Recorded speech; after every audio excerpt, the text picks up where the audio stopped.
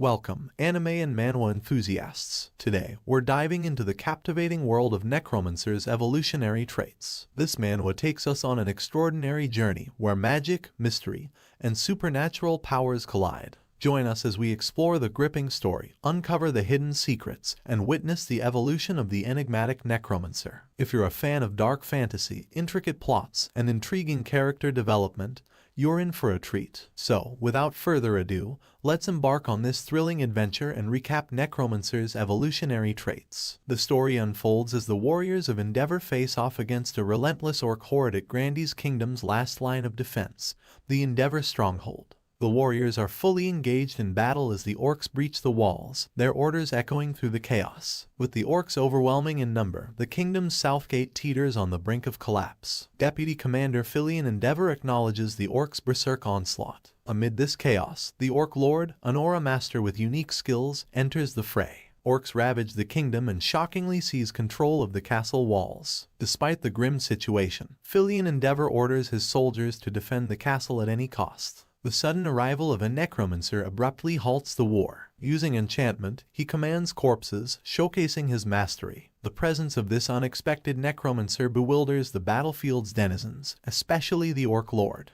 The warriors believe they're losing the war, but the necromancer shifts the tide without resorting to forbidden black magic. The Orc Lord, undeterred, faces the necromancer, Andreas Cromwell. A fierce, deadly, and terrifying combat ensues. The Orc Lord, seeking a final battle, clashes with the Necromancer, driven by the desire to make the world better and become a heroic warrior for the people. At the Rodlin Academy, the Empire's most prestigious institution, where the brightest students gather, Andreas keeps his true identity hidden. He's questioned by a colleague about a body he worked on recently, but he struggles to recall the details. These scholars are necromancers, delving into forbidden black magic. Andreas conducts his experiments covertly, knowing that discovery means immediate death. Their latest experiment fails, leading Andreas to clean up the equipment. Despite his limited gains, he can't stop his research. It's the only place to study true black magic. His colleague isn't pleased with his slow cleaning, but Andreas reminds him he must learn on his own. They're tasked with examining another body from the Binehale's national graveyard.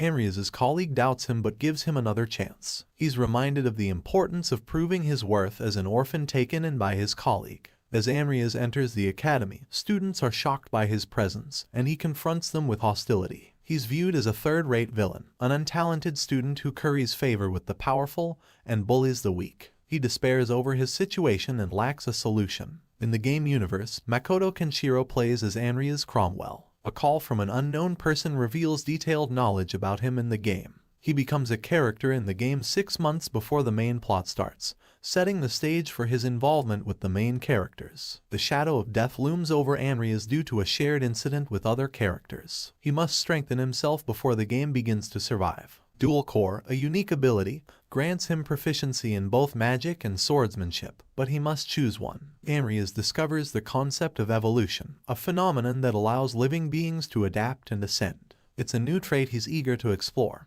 hoping it will lead to a brighter future. In this complex reality, Makoto is determined to survive and win the game as Andreas. Andreas finds himself in Roblin Academy's Maple Leaf dormitory, contemplating his powerless position in the game as a minor antagonist. Lacking elemental magic skills, he selects the evolution attribute to bolster his necromancy strength before visiting the cemetery. He heads to the underground research room to build his strength quickly and encounters ominous books on black magic. Amidst the books, Andreas spots a girl who unmistakably appears to be a vampire. Vampires in the game wield strong magic and are immune to sunlight. The vampire offers to help him escape but raises concerns about his safety. Andreas, wary of betrayal, hesitates. The vampire assures him she won't harm him, but Andreas remains skeptical. On his way to the graveyard, he decides to learn more about vampires through literature. He arrives at Heartfelt Station, then proceeds to the National Graveyard. Posing as Jenny's grandson, he gains entry and collects a corpse and a pristine sword. Andreas encounters a familiar name on a gravestone, Aura Master Nickel Lifehill, a real-life individual. He ponders why Nickel's transformation into an Aura Master is included in the game. Andreas seeks a suitable body with latent powers for necromancy, and decides to get Sharon's consent. He strikes a deal with Sir Payment, giving him a valuable ring in exchange for help. They embark on a search for the desired corpse, and Anrias is determined to start his necromancer training with his first subordinate upon his return.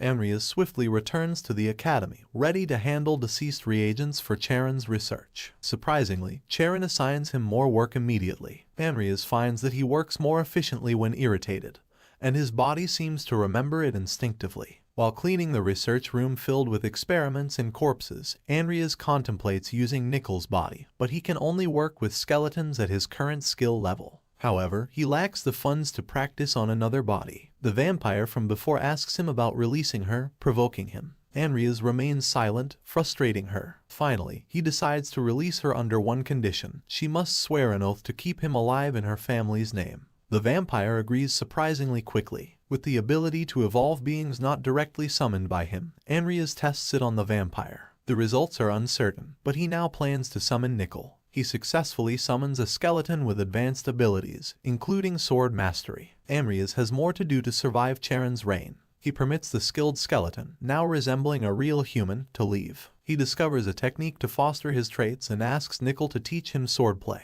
Nickel agrees to become his mentor. In the midst of their training, Nickel leads Anrias, helping him harness his aura. Anrias contemplates the balance between aura and mana, aiming to become a versatile magic swordsman with both. Despite initial difficulties, he believes he can surpass others in strength. During training, Nickel's strictness pushes Anrias to improve. Anrias marvels at Nickel's physical prowess despite being a skeleton. They delve into necromancy, with Anrias progressing rapidly. While Anrias ponders his growth, he wonders why Charon hasn't contacted him. The sudden appearance of Nickel startles him, and Anrias finds the undead skeleton an intriguing character. Anrias yearns to produce potions but lacks resources. In class, he surprises his classmates with his presence, enduring their gossip. He raises questions about potion ingredients, embarrassing himself. As Anrias struggles with potion making in the research department, Lucia Everlast, a fellow student, offers help. She's a playable character skilled in potions, which amazes Anrias. Although hesitant at first, he eventually agrees to study with her, despite his reservations. Anrias ponders Lucia's proposition, wondering about her true intentions. Lucia, driven by her illness, hopes Anrias can create unique medical therapies. Despite her magical expertise, Lucia must find a cure herself. Lucia approaches Anrias due to his earlier class revelation. She suggests collaborating and offers to share a crucial ingredient called Fiona mushroom that Anrias needs for his potion. Anrias faces financial challenges to continue his training with Nickel and create potions. He plans to ask his sister, Amy, for money. Their reunion is emotional, with Amy worried about Anrias. She gives him the money, and Anrias secretly hides the fact that he traded his ring for a cadaver. As Anrias leaves Amy, she becomes upset and forbids him from seeing her in the future, causing Anrias to regret his actions. He resolves to retrieve the ring and reflects on the purpose of his life. Despite his initial refusal, Anrias may eventually accept Lucia's proposal, considering the circumstances. Anrias partners with Lucia for potion experiments as she's been idle. He encourages her to participate, but she often lounges around while he works. Lucia occasionally provides valuable insights, suggesting changes in their potion ingredients. After numerous attempts, Anrias successfully creates an intermediate-grade physical reinforcement potion. Lucia advises him to submit their experiment report. Anrias acquires a new talent related to potion brewing and ponders the concept of evolving qualities. They prepare for midterms, and Anrias acknowledges Lucia's magical prowess. Angela Lucifer's evolution is nearing completion, prompting Anrias to consider checking on her. As they arrive for the midterm exam, Anrias overhears discussions about group assignments. He's placed in a group with fellow students Vivian Belkin, Hazar Gapri, and Christopher. The group dynamics are tense, with suspicions and tensions rising among the members. Anrias realizes that their group is not the only problem, as they are considered one of the Academy's most impoverished groups. The supervisor issues a warning about safety during their assignment. The group, led by Supervisor Ivy Clare, begins their midterm exam. Their task is to investigate a village in Baron Baloric's domain where strange occurrences have been reported. Anrias worries about Ivy's fiery personality. Upon arriving at the village, they meet Baron Baloric, who provides some information about his missing nephew, the village landlord. Ivy thanks him, and the conversation ends abruptly when Amrias picks up a strange communication. Baron Baloric leaves to attend to a matter, and Ivy suspects something is amiss. Amrias finds the whole scenario suspicious, especially the missing investigators and the butler's behavior. The group decides to leave the castle immediately, ignoring the butler's suggestion to stay the night. They notice the strange behavior of the castle's residents, increasing their suspicion. As they travel to the village, Amrias senses a disturbance in his mana. When they reach the settlement, their carriage goes out of control, leading to a collision with the main gate. Christopher finally asks Amrias about the strange occurrences, but Amrias can't pinpoint the issue. They realize the villagers are behaving oddly and capture one for further investigation. Vivian and Khazar notice the abducted teenage boy's extraordinary strength. Christopher asks about any connections between their mission and the curse. Amrias believes someone has been taking care of the villagers to prevent their deaths. Ivy agrees, and they conclude that entering the village has changed their situation. They begin their investigation at the landlord's estate. Bodies on fire surround the property, and the villagers welcome them, wearing Imperial Investigative Team attire. Amrias suspects black magic is behind the strange occurrences, fueled by amplified emotions. Christopher believes the landlord was also killed. The group explores the house but finds no clues or the landlord's body. When they see the villagers approaching, they realize something is amiss. Ivy decides they should leave,